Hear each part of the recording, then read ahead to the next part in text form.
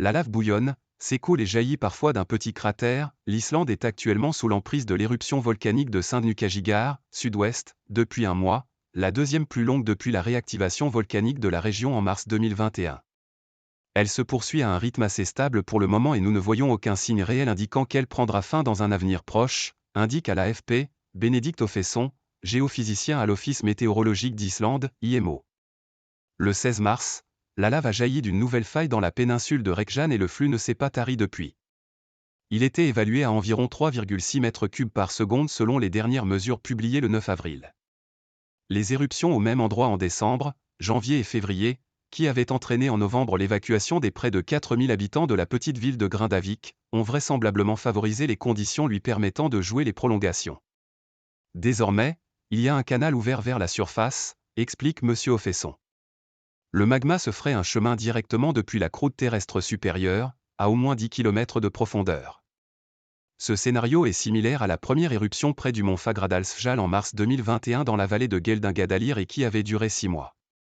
Un gonflement du sol est néanmoins toujours observé près de Svartsengi où tout le magma venant des profondeurs n'a pas la capacité de remonter directement à la surface et il est en partie stocké dans cette région, laissant craindre aux scientifiques de nouvelles éruptions ces prochains mois voire années. Svartsengi abrite une centrale géothermique qui alimente en électricité et en eau chaude 30 000 personnes sur la péninsule de Reykjane.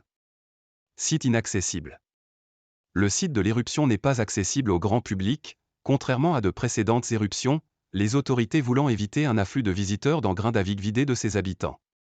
Je voulais voir quelques-uns des champs de lave, peut-être de la lave en fusion, m'approcher d'un volcan, cela faisait partie de l'aspect pays de glace et de feu, n'est-ce pas, confie à l'AFP, déçu, David Cordova, un ingénieur texan de 46 ans, qui s'apprête malgré tout à faire voler son drone en direction du cratère.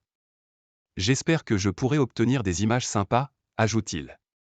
Comme lui, de nombreux visiteurs s'arrêtent sur le bas-côté à proximité des populaires bains géothermiques du lagon bleu pour admirer les fumerolles basaltiques encore chaudes, juste après une section de route emportée à 2 reprises par des coulées de lave en février et mars puis reconstruite dans la foulée.